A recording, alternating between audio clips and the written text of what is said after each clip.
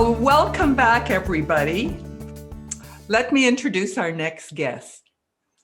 How do you attract and retain older workers? How do you draw on their skills and knowledge? Our next guest knows how. Debbie Lawrence is the president of Abundant Living. She's a business strategist, teacher, and columnist and podcaster. She's also the former director of the Professional Ethics Review Committee for the International Association of Coaches. She's going to give us strategies for creating a balanced workplace. Please, ladies and gentlemen, welcome Debbie Lawrence. Good morning, Helena, and thank you.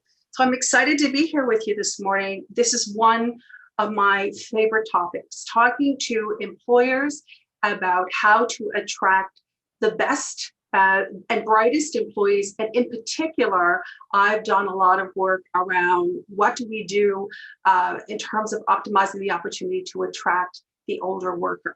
So I have prepared some slides for you, and let's dig in.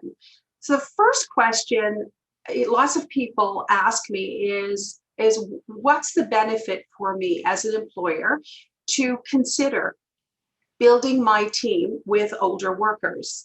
And one of the first things that I share with employers, I'm sharing for those of you that are listening today and you are in an opportunity or in a place where you could potentially hire individuals, it's important to understand, to know and to understand that half of all Nova Scotians are over the age of 45. And when you dig into that a little deeper, 1 in every 3 Nova Scotians is over the age of 55. And that's based on our 2016 census. Of course, this is a census year, and I have every expectation that when we get the results of the 2021 census, those statistics are going to increase. That we're going to see that in our province, simply because we have a province with an aging population, that we are going to have more older workers available for employers to consider. If you look at some workforce trends, as I mentioned, we have the aging baby boomers. We have an aging population here. We have lower birth rates. We have longer life expectancy. And I think one of the most interesting things to really be thinking about if you're an employer is this, that in just about, I could almost say every single sector in our province currently is facing a shortage of available skilled workers.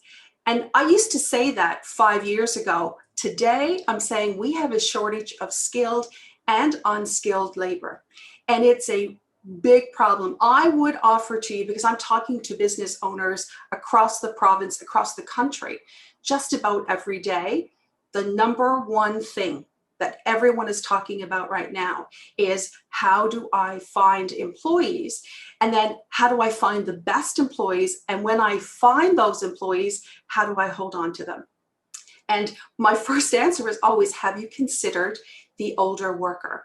We also know that with the elimination of mandatory retirement in Nova Scotia in 2008, because people can now choose as to whether or not they want to retire or if they want to continue to work, more and more older adults are choosing to continue to work. And in fact, there's some research that's been done.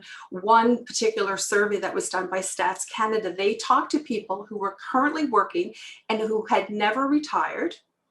They were between the ages of 50 and 75, and 78% of them 78% of them had never ever retired and were currently working.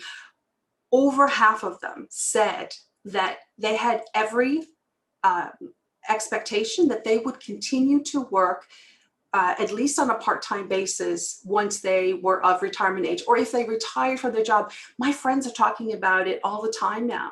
They're thinking about, when I retire from my current, like my career, what is it that I want to do after that? It's always about, how do I want to be useful, and what things will I be interested in doing?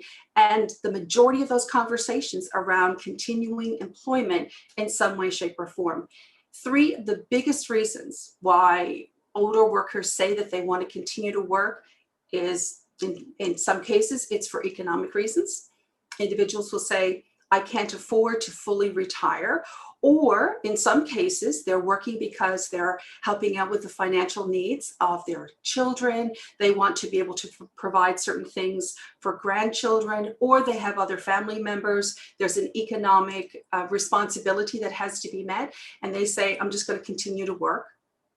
Other older workers say, I want to continue to work because I've got skills and experience, I've got wisdom, I've got energy, and I want to channel all of that.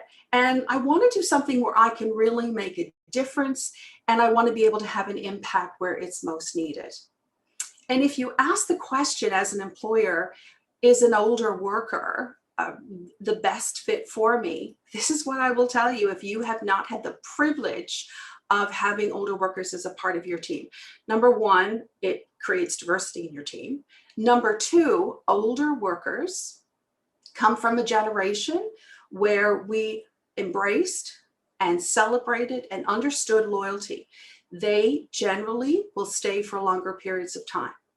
So you're not going to face the kind of turnover challenges that a lot of employers are talking about, that they will hire younger people, but they don't stay. You know, when we look at the Gen Z and the millennial generation, within 6 months, they're already actively looking for their next best gig, as they will say.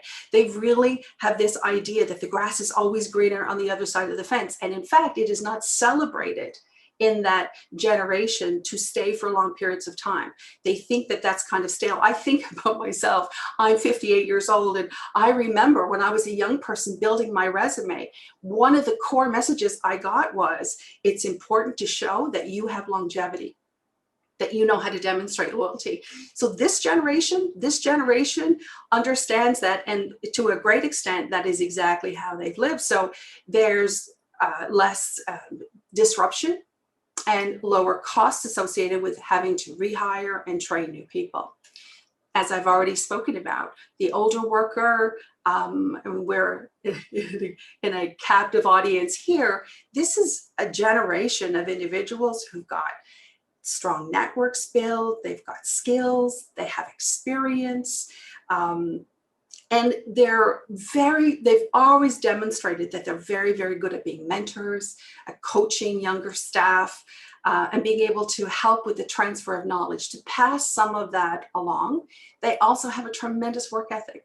They work really well in teams. And because they're there, because they really want to be there, then they typically require very minimal supervision. They know what to do. Once they've been trained, if it's something new, once they get it, you basically can leave them alone and you can trust that the work is going to get done. And those are just some of the higher level reasons why it would be beneficial to consider hiring an older worker. I want to give you 6 key strategies that you can consider when you're deciding to bring part of it is, how do you promote yourself? What message do you put out there to let an older worker know that we are a workplace that is age friendly? So we are interested, open to, and want to be as attractive as we possibly can to the older worker. One of the things, before I offer the 6 strategies, that I want to put out there is that when you think about this particular generation, this particular group of individuals, the older worker, the concern around caregiving, what I call caregiving in the modern workplace, is very, very real. And it is something that as an employer, if you really want to attract the best from the older workers, you're going to have to give some consideration to this. And I'll talk about some of the strategies here that really speak well to that caregiver amongst potential employees that you're considering. Current research indicates that 35 to 60% of all working Canadians are currently caring for someone. And when we talk about a caregiver, we're talking about somebody beyond a parenting role. And so if you just do a direct translation of that in Nova Scotia, that means somewhere between, right now today, somewhere between 170 and 295,000 of our work colleagues are juggling caregiving duties in some way, shape, or form. And we know that 44% of those caregivers are between the ages of 45 and 64. And if you ask who is a caregiver, how are they defined? These are some examples. If it's not the person who's looking after children, it's the person who's looking after and providing caregiving for an aging parent. It could be their 30-year spouse who is struggling with some health challenge like MS. They could be caregiving for a sibling that is dealing with breast cancer. They're often very involved with their grandchildren and providing support to their children as a part of their role. It could be an adult disabled child. It could be a friend or a neighbor or a family member that has dementia. There are all kinds of different ways that we are providing caregiving, but it's a very significant issue. So the number one strategy I really want you to think about, I'm going to give you some examples of what I mean, is creating a flexible work environment. And I've given it a gold star. If you want to know what is the golden nugget to help you attract and keep older workers, and I'm going to say to you, this is the golden nugget today in 2021 for attracting and keeping any employee, is people more than ever are hungry for flexibility. And I'm going to walk through some examples. And as I'm going through, I want you to think about, is that something I think could work in our workplace? I would say to you, if one of these strategies would work and one of these suggestions for the strategy, if you could just adopt that, that is movement forward. Here are some suggestions around what might a flexible work environment look like. The classic one is to have a work environment that allows for flex time. Now, I want to say not every single work environment will allow for flex time, but if it works for your particular workplace, then absolutely you should consider that. And that's when, typically an individual has the opportunity to, I remember, for example, I worked with Gulf Canada years ago and we had flex time. So it was like I had to be at work sometime between 6:30 a.m. and 10 a.m. And then I was still required to work my full 7.5, 8-hour day, but it was contingent on whenever I started. So if there was a day where I wanted to get in extra early because I wanted to leave earlier in the afternoon, I had that flexibility. If I needed to come in extra early because I had something that was happening in the middle of the day and I had to be away for a couple of hours, I had that flexibility. And it makes the employee feel like they have control because they actually do have control over their schedule. Another one that's really popular is the compressed work week. And you may hear the term, people will say, I have an EDO. And an EDO stands for an earned day off. And there's different ways that it's done. One organization that I'm familiar with, everybody is required to work an extra half hour a day. And every third week, they get a full day off. And they've arranged it. They've got close to 100 employees so that anybody who wants to take a Friday or a Monday can do that. And when I've talked to the team, and this one is not age specific, across the board, the team members will say, the number one reason why I continue to stay here, or what drew me here, was I love the idea of a compressed work week. So that's another flex strategy.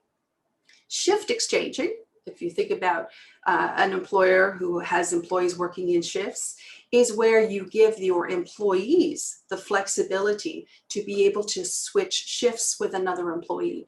See, part of what you're seeing here, the theme of a flexible work environment, is that it's the employee who's in control. And quite frankly, as long as the work gets done, and it's done to an appropriate standard, that's really the most important thing. Job sharing. So job sharing is a strategy where this is really effective for older workers. You have two people who are sharing one position. So let's say you had a position, you had allocated $50,000 for that particular role. Two individuals share it. They work out the details in terms of who is doing what, when one person's working and the other person's going to be away, and they split the salary appropriately. If it's a 50-50 job share, they split that $50,000 salary between the two individuals. If it's a 60-40 job share, they split the salary that way. And what's particularly good about this one, I've seen it work where an older worker and a younger worker share the same role, and there's tremendous opportunities for mentoring that happen here. So job sharing is another strategy. Working remotely, my goodness gracious, the last year has been a wonderful opportunity to practice and to experience what that is like. So the employee gets to work at home. When we've not been in a lockdown, and employers have done this, often what they'll say is that you can work from home X number of days a week, and we want you to be in the office X number of days. And what we see when employees are set up for success in terms of their remote workspace, that they have, there's an increase in productivity. There's an increase in productivity, there's an increase in creativity and innovativeness. And often because the employees will say that if I just need to be productive and go into the zone and get my work done, I'm not interrupted by all the other things that happen in the office. So when I have to do really thoughtful work in that way, and I need to have a mega block of time to work on it, there's nothing better than having that option for employees who want to work that way.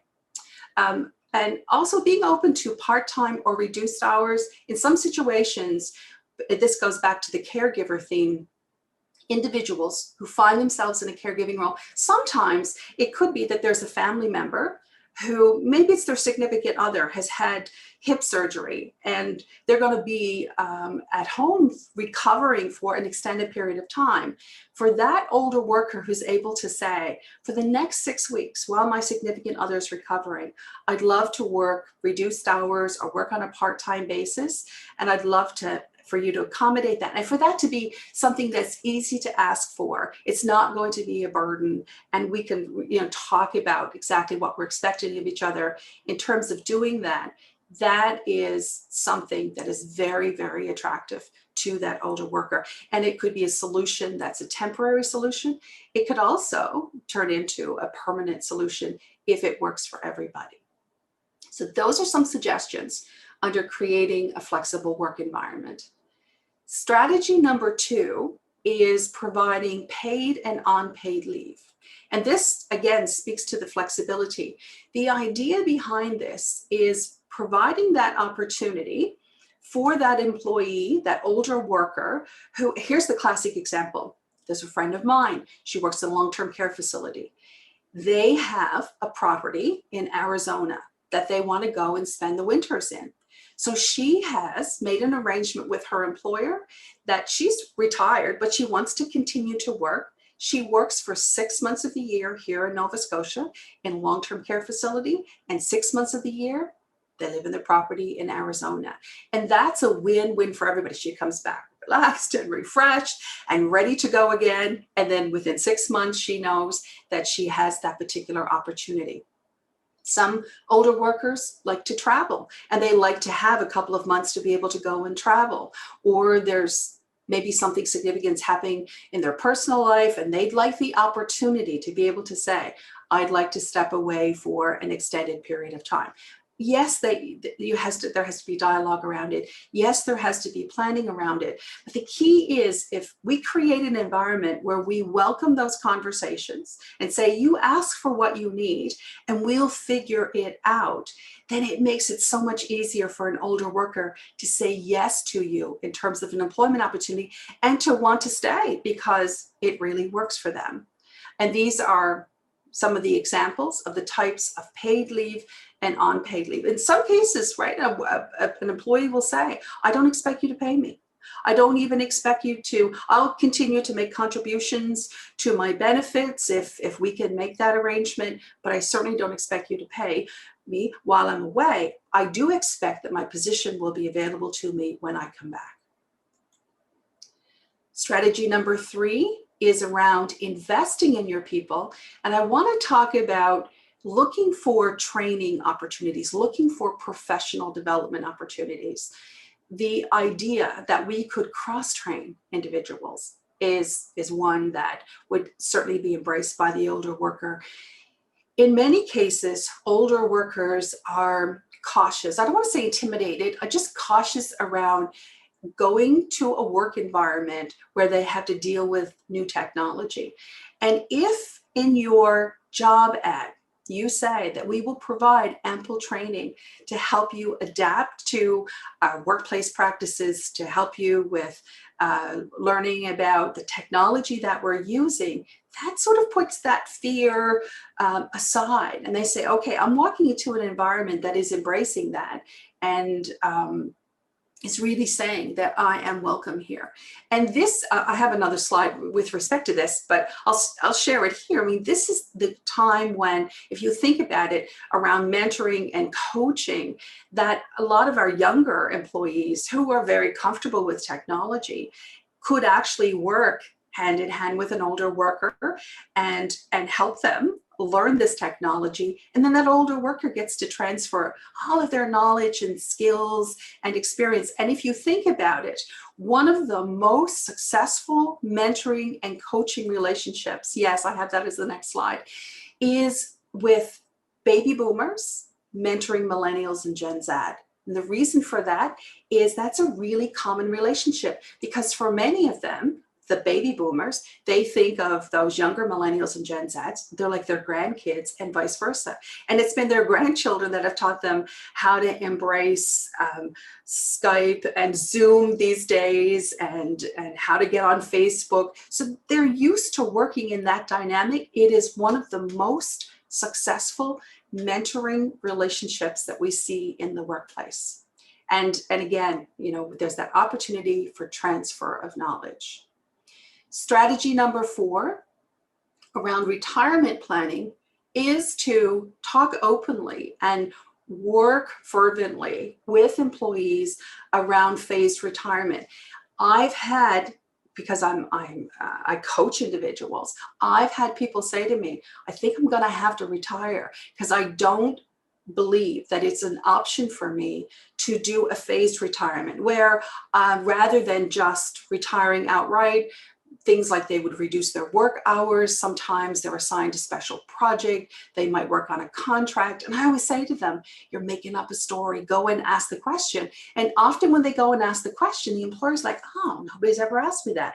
I don't know. Is that a possibility? And once they start to explore it, they realize that that could actually be a win-win for both of them. I have a friend right now who is 66. And she was really thinking about retiring for the last couple of years. And I said to her, go and talk to your employer. And the employer said, we do not want to, you're one of the wisest people, most skilled people we have here. We do not want to lose you. And she said, I just want to do something different and something that's sort of meatier. Maybe it could be part of leaving my legacy. And they created this 2-year project. And so she signed on for the next 2 years. I have never seen her more invigorated than I have since she started that about 6 months ago. So sometimes it's just saying, I'm not exactly sure what this is going to look like. We don't all have to have all the answers, but could we at least have the conversation? One of my favorite questions to ask people is, are you open to exploring the idea of, I don't know what it's going to look like. Let's just take some time and toss it around and see what comes of it. Some companies have used the strategy of recalling their retirees. There's one company that I know that has a person that's dedicated to tracking all of the retirees and having contact with them on a fairly regular basis to say, are you still interested in coming back from time to time if we need you? Sometimes it's somebody goes off on maternity leave, or somebody has an unexpected illness and they're going to be away for 4 or 5 or 6 months. And that retiree can come back. They can just slide right in and do that work. For some employers, when they have peak periods, those individuals are happy to come back. You know, we have crazy summers. They're happy to come back and work during the summer. Or sometimes they're brought back for very specific projects that they have an expertise for. And it's just lovely when you have somebody like that who can come back into your workplace and they just slide in and they know exactly what to do. And they're a really nice, steady, grounding, calm force for everybody else. So recalling retirees is another strategy to consider. 2 more to go. Strategy number 5 is really thinking about your health benefits, your health and sort of other benefits that you can offer employees. And this one is particularly important for those smaller employers who say, I got 3 employees, I can't afford a big old health benefits plan, but I'd like to be able to offer something. Recent research shows that when we ask workers of all ages what is really important to them in terms of benefits in a company beyond the salary that they are paid. And these are some of the results. Number 1, it's healthcare insurance. Number 5 is some type of retirement plan. I think number 6 is interesting, flexible scheduling. It comes up there again. And when we talk about wellness programs, there's all kinds of different ways that you can do those things. Being able to do ergonomic assessments and provide appropriate, chairs and furnishings and stuff to make it comfortable for employees is important. If you think, I'm going to talk about this again in just a moment, but you think about that older worker, sometimes they have special considerations because they may have a back issue or a hip issue or vision may be a challenge. So to think about that.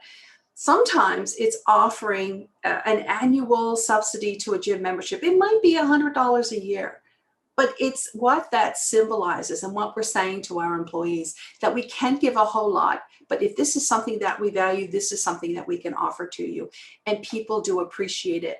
You can provide on-site fitness facilities if staying fit is important. I think about an employer that I know in New Glasgow who in the lower level of their building, they set up a room and they put a treadmill in there. And they said to their employees, that's something that during the winter you can't get out and walk. That is, they had some light weights and a treadmill. And during your break or any time you want to stay an extra half hour after work today, you are more than welcome to use that. And the business owner always has a bowl of fresh fruit in the kitchen for them, and lots of water in the fridge. And it means the world to the employees. I know that at the credit union office in Amherst, they created a space downstairs in the lower level of the credit union, and it's a relaxation room. And it has a couple of lounging chairs. Their staff are on their feet all day. When they go to take a break, that's where they like to go and just relax. The lighting is a little lower. And often when they're doing training where they have to read manuals and do those sorts of things, when the employees are given a couple of hours to be able to go and complete some training, that's the room that they choose to do the training in. And they just sort of feel like it's a space I can get away from everything. And I give an example here of a business owner that I know has a sneaker subsidy. And once a year, the employees get a $100 check and they're encouraged to go and buy a pair of sneakers with it. And then during their coffee breaks or at lunchtime, the employer role models it by getting out and walking with them. But they get out in the air and or they get as a sneaker subsidy. But if somebody loves to go cycling, they put it towards their cycling shoes. But the employees look forward to it.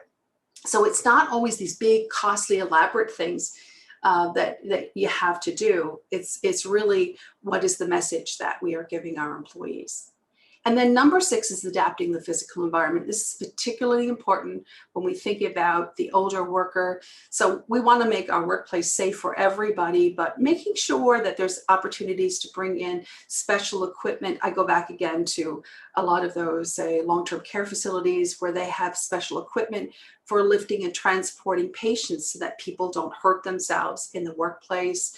Making sure that washrooms are accessible. I say to employers, put grab bars around your workplace. Like if there's a hallway, put a grab bar there. Put a grab bar next to the toilet in a washroom so that it's comfortable. It just shows that you're thinking really about everybody, but an older worker will notice that and really appreciate it. Make sure we have good lighting.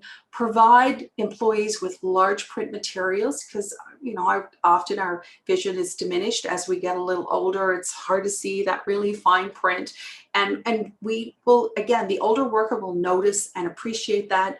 Amplification for telephone equipment, larger computer screens, those sit-stand workstations, especially for that person who needs to be able to move about if you're in that kind of a work environment. And if they're working remotely, make sure that you're setting them up for success, that they have all the tools that they need. And to implement, this is interesting, technology-free hours so that employees don't feel that they have to be checking in on work. And in fact, I often say to employers, use the strategy. Sometimes supervisors, sometimes people in a leadership role in a company, the employers themselves are working later at night. They might be working on a quiet Sunday afternoon and they're sending out emails because they just want to make sure that it gets done. And that disrupts the employee's life because they feel like they should be responding because their boss is asking them a question, even though the employer will say, I don't expect you to respond to that till you come in on Tuesday. But because it showed up on Sunday afternoon, it disrupts their lives. I always say schedule them or put them in a draft form and get up Monday morning and send them all. Or you can actually go in, figure out how to do it in your software to schedule it so that it gets sent during normal work hours. Those are some of the things that you can think about, and letting employees, especially the older worker, keep their personal cell phones with them because remember, so many of them are in caregiving roles and there's always that concern. And if you want to cut them off from the rest of the people in their world, they're not going to want to work with you. Again, that's that flexibility piece that's really important. So there you have it, flexible work arrangements, providing paid and unpaid leave, investing in your people in terms of training, professional development, cross-training, giving them opportunities to be able to do courses. Older workers are lifelong learners. So just because they have retired or they may be 67 years of age, it never means that their desire for learning has ended. Think about the retirement planning, think about what you can offer in terms of your health and benefit options, and think about how you can give some consideration to adapting the physical environment. And I want to say this to you, if you have a website, make sure that on your website, when you're talking about your business and you're showing photos of your team at work, make sure that the older worker is represented there. If you're doing a job posting, let people know in the job posting, based on what it is that you offer, that you have flexibility, that you're open to welcoming the older worker. You're not going to specifically say, I'm welcome an older worker, but you can say it through your messaging, you can say it through your visuals, and your visuals on your social media as well. At the end of the day, I always say that, because I know it's true, that really we all want the same thing. We may define it differently, we may look for it differently, but at the end of the day, this list here, right? Everybody wants flexibility today. Everybody wants to have workplace benefits. And deeper than that, people just want to know that they've been appreciated. They want to feel welcomed in their workplace. They want to like the people that they work with. And more than anything else, human beings want to know that they matter, that they are heard, that they are respected, that they are validated, and they are valued. And if you want to be that employer who says, I am open to having an older worker come and join our team, if you do some of these things, magnetically, you will attract them. And here's the thing about the older worker, strong networks. And if they love where they are, they're going to tell their friends that you should probably consider coming and joining us. This is a really good workplace. And it's really about saying, not what are they going to do for me, but what is it that I can do for them? What is in it for them? If I can really think about that, then I can attract them. And at the end of the day, it turns into a win-win-win. The older worker wins. Their work colleagues certainly win to have somebody like that come and join their team. As an employer, you win. And then the byproduct of that is that your customers win. So that's one of those full circle win-win-win-win-win. And there you have it. So I'd be happy to answer any questions that you might have. So Helena, I'll pass it back to you. Thank you, thank you, thank you. Oh my goodness, this was so informative. And I really love the bit, all of us want to know that we matter. Yes. Everybody. And I also loved, thank you, Debbie, for pointing out that one of the things that people can do in the physical workplace is to make, in the technology, make the print bigger. Yeah, right? I'm 74. I don't know if you've heard that, but I struggled a bit this morning with the print on my second computer, which is not close to me. But anyways, absolutely wonderful points. You know what? I think people should just arm themselves with your 6 strategies when they go for that job interview, and say, this is why you need to hire me. Yes. Number 1, number 2, number 3. It's a really good template. So we do have a couple of questions.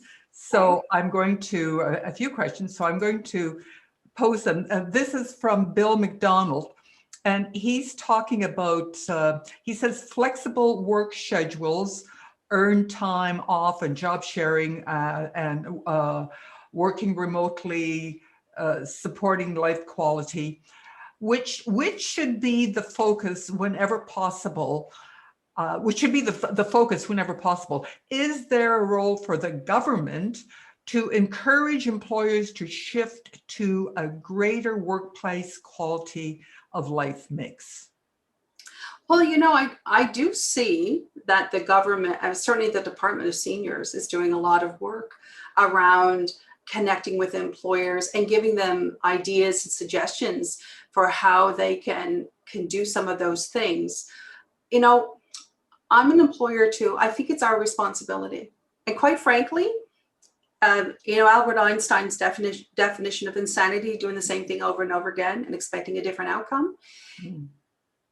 We are at a critical time in our workplace in terms of sourcing people who will just show up and people who just come to work. Ghosting is a real issue right now, where employers go through the process of hiring somebody and they don't even show up the first day, or they work for 3 weeks and then they just stop coming to work. Just finding individuals so that a business can open up. I talked to an employer a little while ago who secured a multi-million-dollar contract, and the first thing he said to me was, Debbie, I have real fears about being able to fulfill the contract because I don't know where I'm going to get the people to come and do the work. I hear it over and over and over again.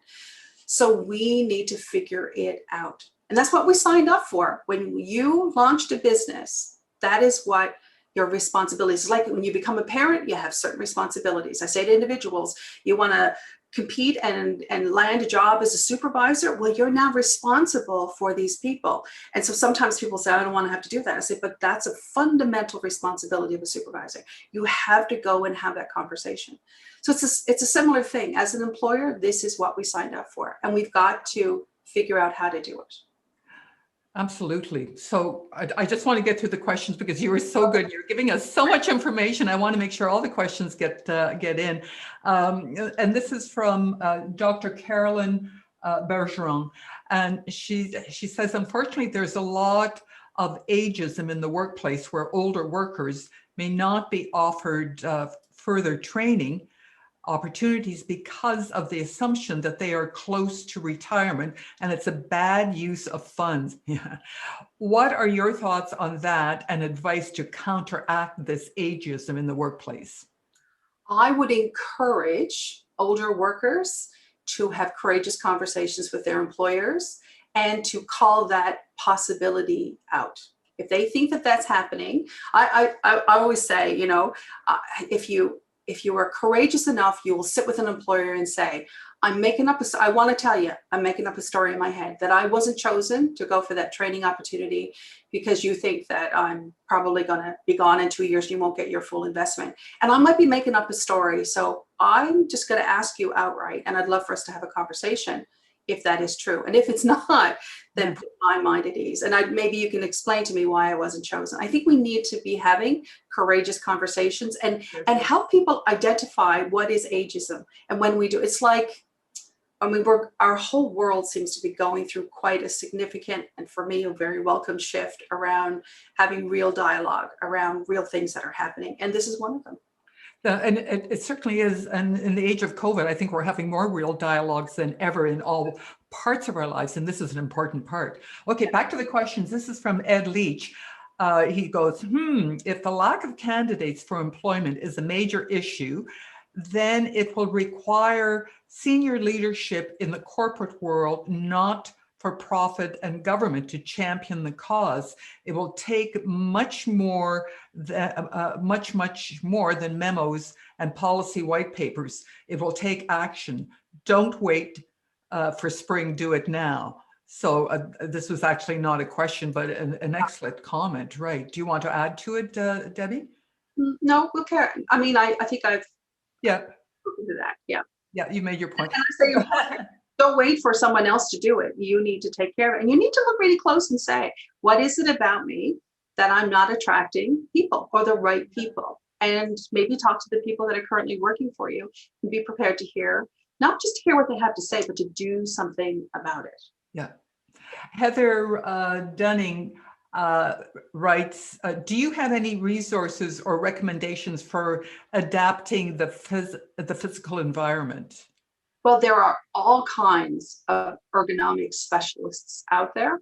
I would encourage you to, it's incredible to have an ergonomic assessment done by a person who's trained to do that very thing. Yeah. Okay.